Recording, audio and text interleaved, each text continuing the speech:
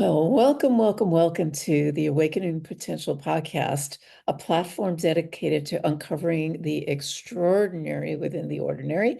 And so join us on a journey of self-discovery, personal growth, and inspiring transformation as we delve into the stories and experiences of everyday individuals from various walks of life who have turned their lives into remarkable tales of achievement. Our mission is to ignite your potential and empower you to reach your heights within your own life. So today I am joined by Angel B. Hartwell, a true luminary in the world of being an advisor of the Creative Age Leaders Group, an internationally recognized speaker, and a 9-time #1 new release best-selling author, and of course, the award-winning executive producer, podcast host, excuse me, of numerous podcasts, and I'll let you talk about them.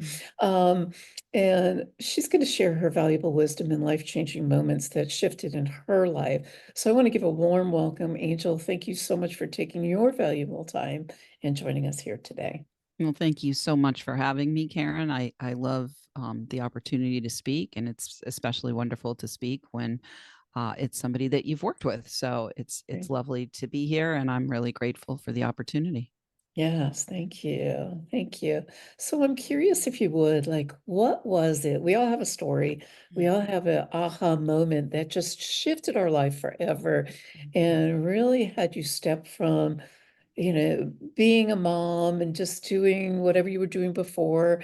And I'll let you go into a little bit of that if you would. And to really that aha moment that really ignited your life.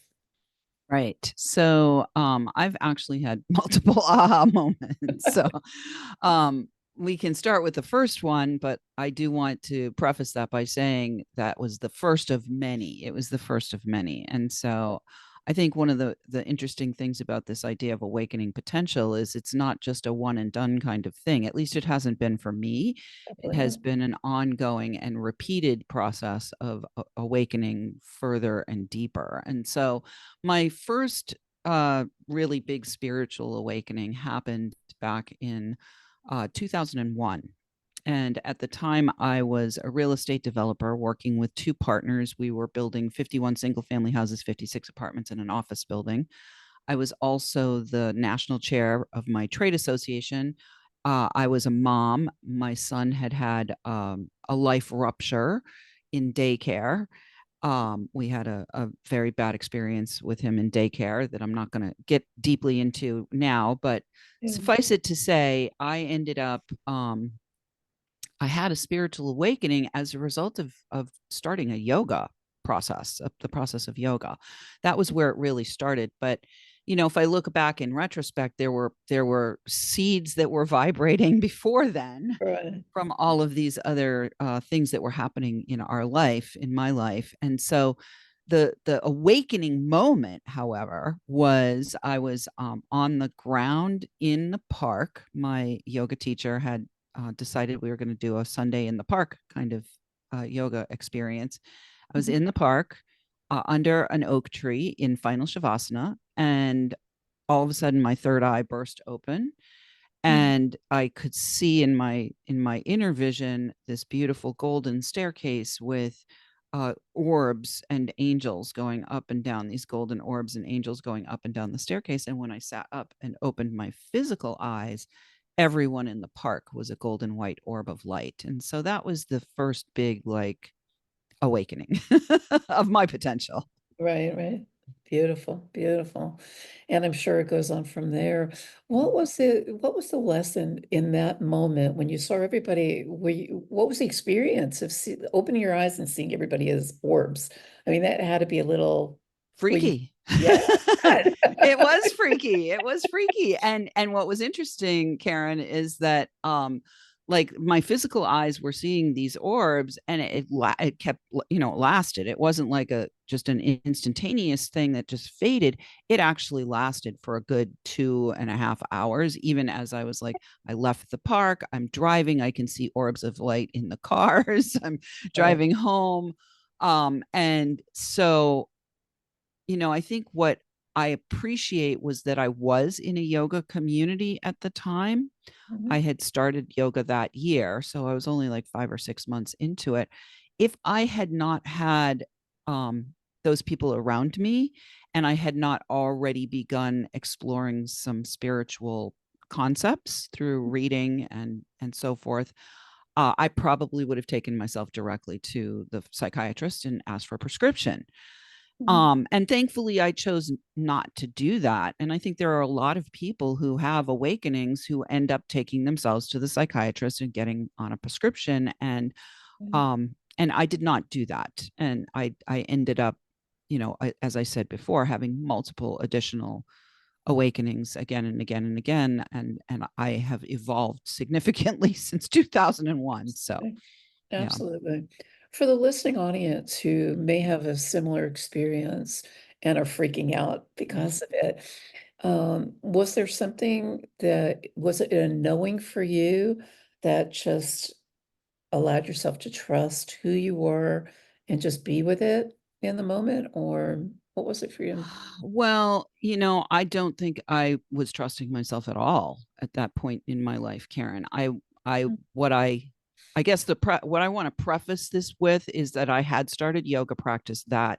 spring.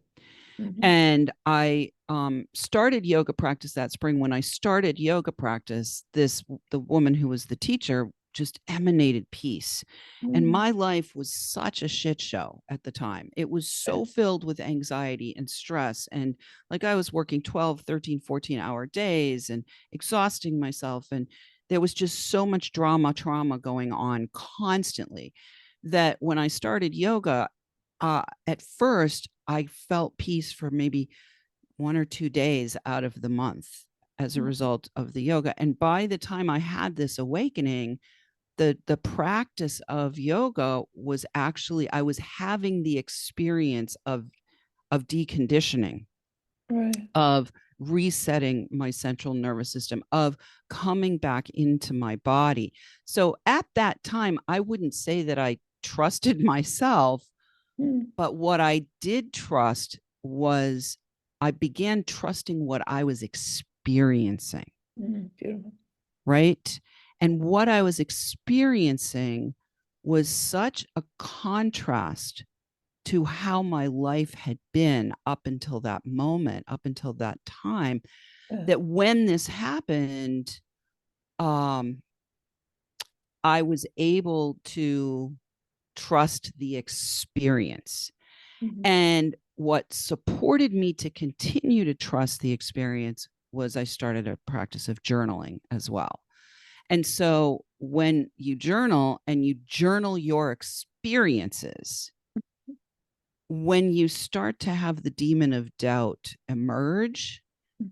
you have like a record that you can go back and say, but this actually did happen. Look, I recorded it. This actually did happen. Right. When you start to lose trust in yourself. Absolutely. And I am such a big fan of journaling. I still have a journaling practice today. Mm-hmm. Mine is more the embodiment kind of Mm-hmm. journaling, but the embodiment of the energies.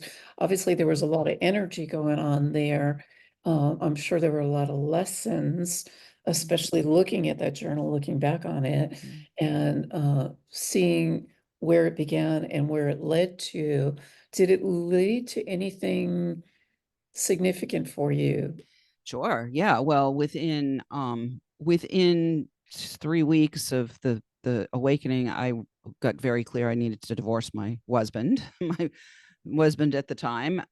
Within a year of that happening, once the divorce was final, within a few months after that, I knew I needed to divorce my business partners and leave the real estate business. Mhm. So the calling, like at that point, it was just, I began to be called forward by the Mhm. me that I was becoming, right? The person Yeah. that I am now is like, I send back down the timelines. You got it, girl. Keep going. Come on.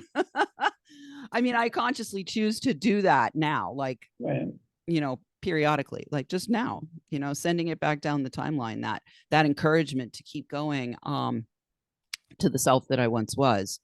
And so, yeah, so I ended up getting divorced. I ended up leaving my career. I ended up, I started learning about spiritual things Mhm. like crystals and Reiki and healing modalities. And I apprenticed to become a shamanic healer. And I went through a good several years of unmaking the person that I was. Right. I had a name change, a legal name change. I've changed my name legally now 3 times since then. I had then, when I went through that whole like several years of spiritual immersion, we'll call it spiritual immersion, I came out on the other side of that, understanding very clearly that I needed to be out in the world speaking about my experience, speaking about you can dismantle a life that looks like what, the corporatist advertising agencies want you to believe is the American dream, right? You Right. can you can do that, and not only move through your spiritual metamorphosis, but come out on the other side and begin to marry both sides, both the practical side as well as the spiritual side, and be successful at remaking your entire life. And so I started speaking in 2008 Mhm. about that journey. And since then, I have been, doing the work of being heard by millions of people around the world and helping clients. I've worked, you were one of my clients, helping clients to really understand that you can do this work and you can make money doing this work, and you are actually called to create cash flow and to create a life and a lifestyle that is a model of higher levels of consciousness in the world. That's how we bring higher levels of consciousness to the world, by embodying in Exactly. a thriving way that Exactly. concept. Yeah. I love the fact, because what I heard is you rebirthed yourself 3 times, and each Mm-hmm. time I'm sure it's taking you a different level, a different level of not just consciousness, but it's also a knowing, and what was the driving force that had you know that you had to get this message out to many? Because a lot of people, they have a message within and they just don't know where to start or what that looks like, or where it could take them, or it's like, no, not me. It could never happen to me Mm-hmm. kind of Mm-hmm. conversation. What was it for you? I mean, here you left everything behind, you divorced, you had a child, and you had this calling. What was Mm-hmm. that? Yeah. Yeah, it was a little crazy. I mean, a lot of people were very, as much as I was fighting my own demons of doubt, I also had people all around me, family members, old business Exactly. partners, ex-husbands, people around me who were like, what are you, out of your mind? What are you, out of your mind? What are you, out of your mind? And so what allowed me, again, to continue to follow my guidance and to, um, you know, fulfill my calling, shall we say, was this just I knew, and it was undoubtedly, I couldn't go back. I knew I couldn't go back. Let me be clear about that, Karen, because a Yeah. lot of time, I mean, my second husband, one day, he then became my husband pretty shortly thereafter, but one day he said, well, you can always go back to real estate. And what rose up inside me was like this rage. I was like, I'm never going back to that. You know what I mean? Like, this is what I'm here for. And so, Exactly. I have many practices in my toolbox. I have invested thousands and hundreds of thousands of dollars in personal development. Yeah. I've surrounded myself with people. I've had amazing clients, yourself included, for whom I've helped to get awareness, greater clarity, Yeah. greater ability to serve in the world, greater visibility, greater monetization. So the more you just keep moving forward and doing the thing that you're here to do, the Exactly. more you are met with living proof, shall we say, that That's you are on the right path. And so you just keep going. Yeah, I hear you. To me, my motto in my brain is keep on keeping on. I Mm, don't know how to stop. mm, And after having that major accident last yeah, year, everybody was like, when are you going to stop? And I Mhm. remember so vividly as well, Angel, when I got divorced, people, oh, you going back to nursing? And the same experience, it just rose up within me like, heck no, I'm ready for something new. And I'm getting my God bumps. It was like one door open and then the next and then the next. And the more I kept moving forward, the more I kept investing in myself, the more opportunities showed up. And I've met amazing people like yourself, amazing communities. And I think that's what part of what really drives me moving forward. Do you have the same experience, the same type of experience? You meet amazing people with all the work you're doing Oh, and you're absolutely. I busy. mean, yeah, and that, I'm going to go back to when I had my awakening. I had the yoga community, right? And so having people around you who are having similar experiences Yeah, is such an affirming, absolutely. you know, energy. You must seek out mentors, coaches, guides, consultants. You must seek out communities, whether they're large or small. One of my big challenges that I'm still working on is lone wolfing, right? And so for me, I'm becoming even more clear in this moment around, I want to be very selective. I do want to be in communities, but I also want to be even more selective in curating Right. who I want to surround myself with. And we Um, want to be in those spaces where we are able to celebrate others as they are expanding in their consciousness and winning in the game of personal and professional development, business as well, right? Entrepreneurship. So yeah, I think it's incredibly important to be, one of the things I say in my ways to welcome wealth, I have 5 ways that we ward off wealth and 5 ways to welcome wealth. One of the things that I talk about in that framework is we have to weed out. We got to weed out the people and the yeah, places and the experiences that are erosive, exactly. and sometimes that's even mentors. Sometimes we have to leave behind a mentor because we're going in a new place, Mhm. or sometimes that's we have to say goodbye to clients because they're going in a new place. And so we have to weed out what's not working for us now, with honor and appreciation, and like Absolutely. that experience, like our tool, even our tools in our toolbox, right? So at Mhm. one time I did a lot of work with crystals and sound and all of those things, and I can always bring those tools in to work with my clients, but they're tools. You don't want to get attached to anything, any people, any experiences, any groups, any tools, because the attachment is what will slow down your momentum. You want to be in right relationship with those Yeah. things, but you don't want to have attachment. Exactly. And that goes for people as well. Mm-hmm. I know in my own experiences, I like to call it weeding my garden. Mm-hmm. And it's the toughest thing in the world because Mm-hmm. you've been attached to them, you've Mm-hmm. been with them for so long. But if they're pulling you down and holding you back, Mm-hmm. and in a space of that make wrong, it's not serving. It's definitely not serving. So I Well, have yeah, and certainly yeah, sometimes, though, what I want to say here, Karen, is yeah, sometimes we just naturally grow apart. It's yeah. not necessarily somebody's pulling you down. Certainly if somebody's pulling you down, that's a swipe left. Like that's a That that's was a no.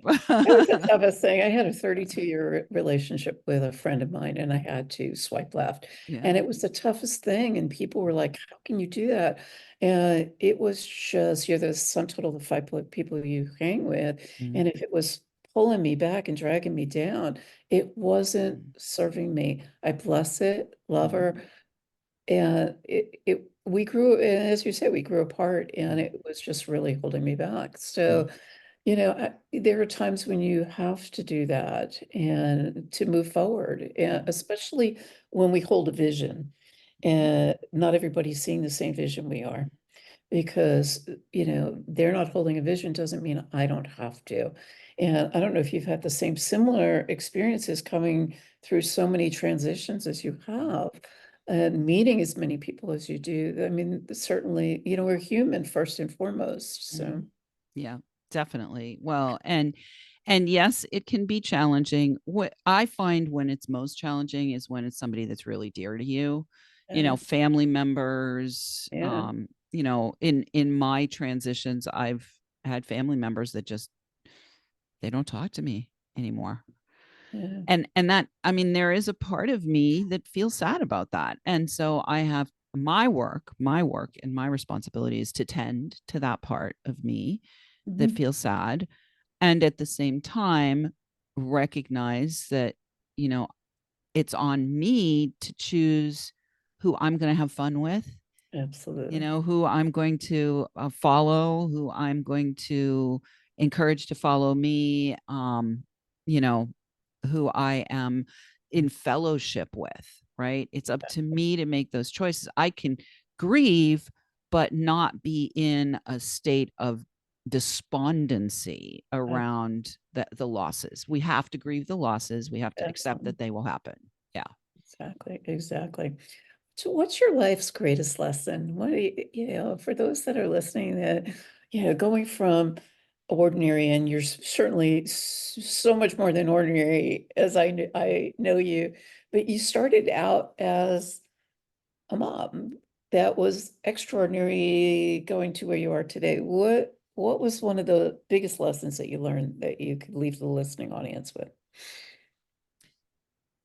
Um, well, a lot of the work I do right now is helping conscious leaders, the leaders of the creative age, to really become exponentially more welcoming Mhm. to wealth, both in the form of money as well as in the form of all the other things that make up a wealthy life, right? Our Right. time, our health, our imagination, which is our intellect and our intuition, our ecosystem of exchange, the people we do business with, and fun with our family, friends, and fellows. Those are the five areas that make up a wealthy life for me. And so the big, thing that I want to leave people with is, if you are worrying is one of the most erosive energies that you can possibly entertain. Exactly. And it is one of the five ways that we ward off a wealthy life. Mhm. And what can we replace worry with? Well, what I've learned that we can replace worry with is wonder. I Mhm. wonder what will happen next. I wonder who will become my next client. I Mhm. wonder where I will show up on stage next. Oh, here I am at Awakening Potential. I wonder who is going to be coming into my life and enriching it. So Mhm. being in that state of childlike curiosity and wonder, whatever you can do to cultivate that. And for me, spending time in nature is huge. Spending time, I know that you have horses. Spending time with the animals, I'm sure, is something Oh, that's really useful for you as well. yes. To actually be in wonder. Nature is wonderful. Like when I'm in nature, I am in wonder, right?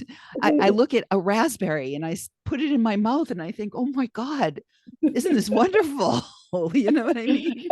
Absolutely. Absolutely. I know one of the things that you and I definitely have in common, and you're Uh, so much more entrenched in it than I am. I am fascinated with mushrooms. uh, Where I go, it's like I'm taking pictures of mushrooms. I have no idea why, but since I was a little girl, I've always, always, always. What is your fascination other than eating them, obviously? well, I got turned on. It just like everything else that has happened since 2001. I had a little mini awakening around the mushrooms, and I got excited to learn more. I took this little course, and then I did the same thing. I went out and I started taking lots of pictures. Mhm. And the guy who taught the course was brilliant. And he said, find a local club. So then I found the local club, and that was, a game changer because everybody in the club was really supportive. And then I ate them. And I was like, oh my God, these are amazing. And then I got, clear that there are many mushrooms that are also very medicinal. And so I think the mushroom thing, Karen, at a metaphysical, let's talk metaphysics, right? Yes, yes. At a metaphysical level, what I am aware the mushrooms are doing for and with me is really supporting me to find my place in the collective mycelial net, where what's beautiful about the mushrooms is they are in a mutually beneficial relationship in the ecosystem. Without the mushrooms, there wouldn't be anything on the planet, probably. Between the bees and the mushrooms, those two too, we would be Tatooine from Star Wars, right? One big gigantic desert.